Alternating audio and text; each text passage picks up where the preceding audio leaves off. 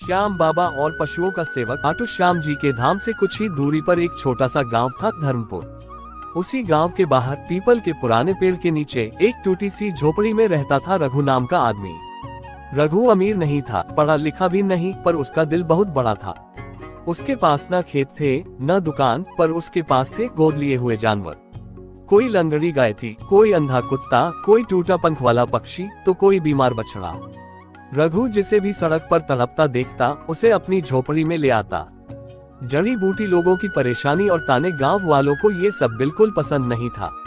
कोई कहता ये आदमी पागल है, कोई बोलता जानवरों पर पैसा लुटा रहा है। कुछ लोग तो रोज उसे परेशान करते, अरे रघु पहले अपने लिए कमा ले, फिर इन जानवरों को पालना। बच्चे पत्थर फेंकते, लोग झोपड़ी के सामने गंदगी डाल जाते, कभी कभी जानवरों को भगाने की कोशिश करते।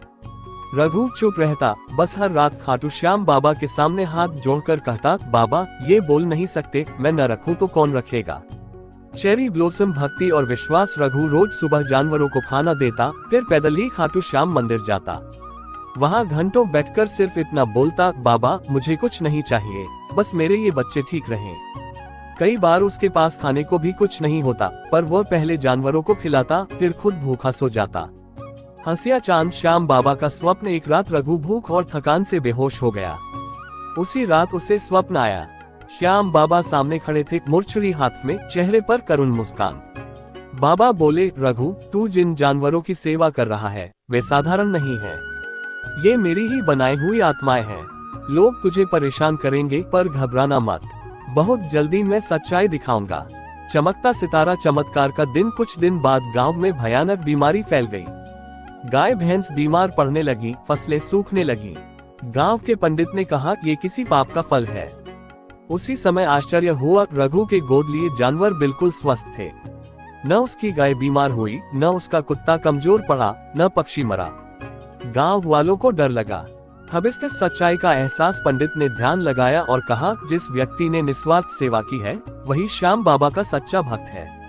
सारे लोग रघु की झोपड़ी के सामने आए। जिन्होंने ताने मारे थे आज वही हाथ जोड़कर खड़े थे। सब बोले, हमें माफ कर दो रघु। रघु की आंखों से आंसू बहने लगे।